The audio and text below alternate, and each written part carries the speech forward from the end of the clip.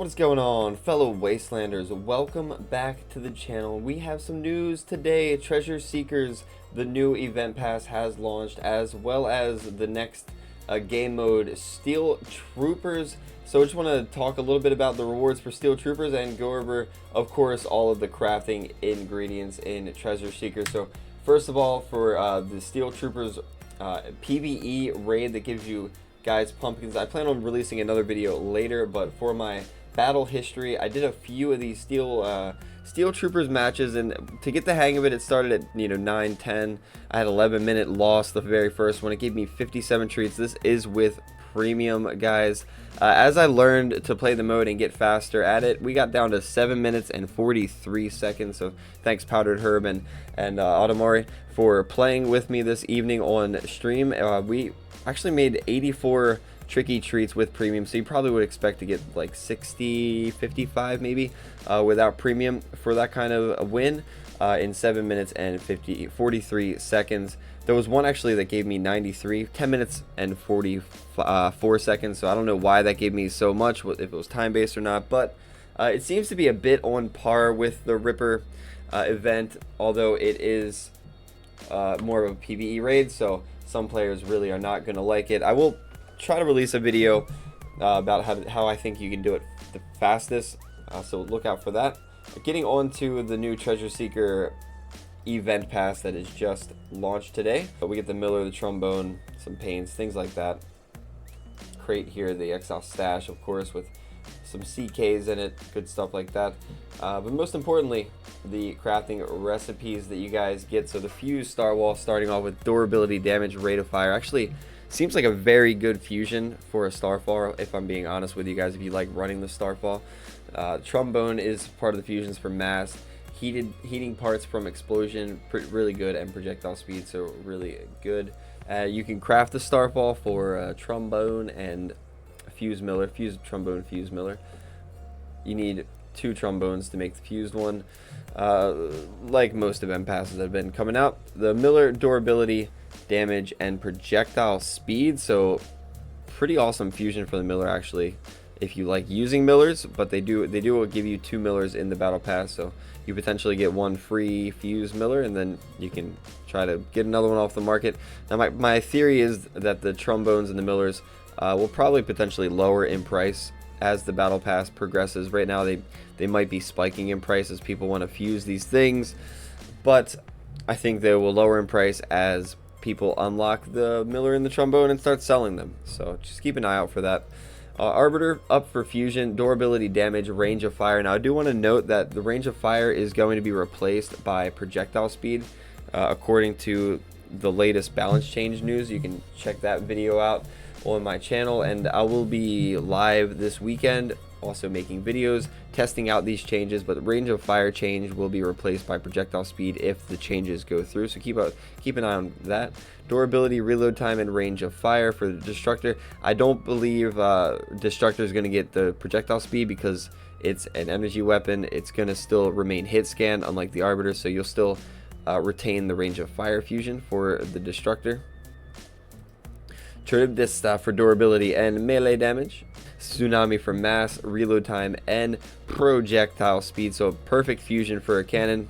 Hurricanes for durability, reload time, and rocket turn speed. You got the almighty Draco making another comeback in the event pass.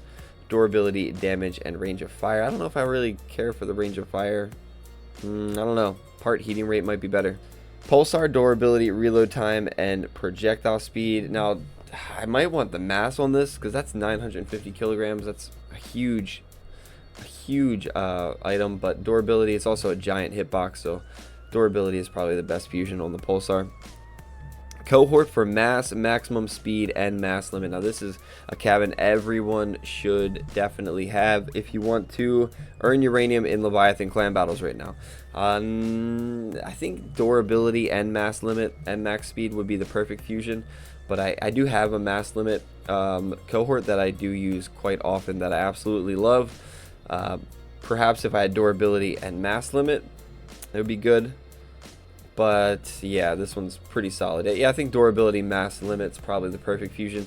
But hey, at least if you get this, you have a really good start to re-rolling it later. Whirlwind, durability, damage, and projectile speed. Got the Pyre for durability, reload time, and rocket turn speed. Prometheus for durability, projectile charge time, and projectile speed. Lacerator, durability, and melee damage. I would highly recommend getting a Bastion cabin for sure. That's perfect fuse Bastion. Don't know why they didn't give us the durability mask cohort, but you know, it is what it is. There we got a durability, max speed, and max limit Bastion cabin. Quantum cabin, durability, max speed, and max limit. Look, every other cabin's durability and max limit, but the cohort, that's kind of funny. They knew how OP it would be. Maybe they're saving us, guys. They're saving us the trouble of dealing with that, the OP-ness of the cohort.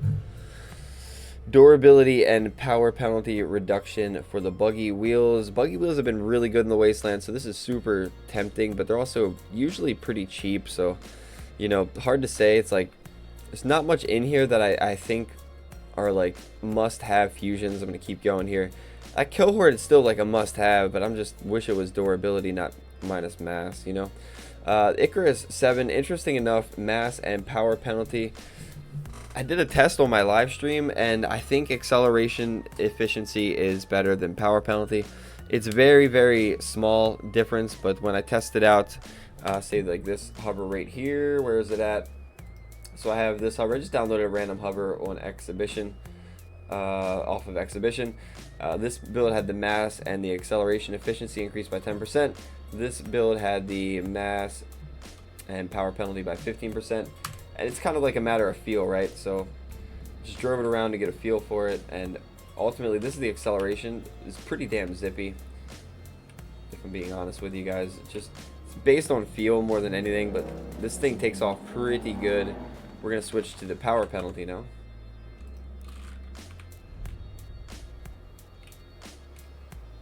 So this is the power penalty.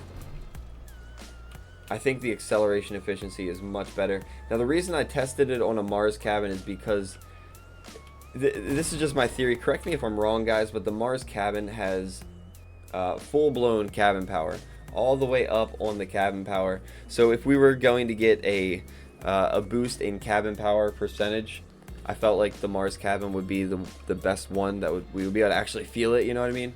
But I could be wrong about it, so let me know if my testing was flawed. But in my opinion, acceleration efficiency is better. So just be careful fusing these things for this event. Some things like, you know, getting 10 hovers fused for power penalty, because I think acceleration efficiency might be better. And then they have the Petrel. There you go. You can get durability, power penalty on the Petrel rotor. And then the Tormentor. Special module, durability, and reload time, guys. So there you have it, guys. Some key players there are going to be definitely the cabins, the Bastion cabin, potentially the hovers, buggy wheels, but again, I'd probably pass on the hovers. Cohort's kind of a must. Pulsar's actually incredible, especially for Leviathan, so it might be good. Perfect fuse tsunamis. I mean, destructors, arbiters, obviously. Just some really good stuff in here. What are you guys going to fuse? Now, I will say this, whoever stuck around to listen to this last spiel here, potentially I might save my Starfalls. I mean, they keep doing this thing where they release these event passes and battle passes, and then a month or two later they come out with a new relic.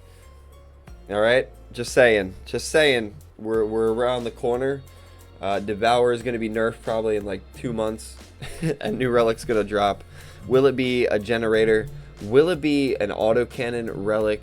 What will the next relic be? Will it be a Starfall in the relic recipe? I don't know. I'm tempted on keeping my Starfall. I do have a theory that the Starfall price will fall during this battle pass, but then potentially it will rise again later. So we'll have to take a look at the market.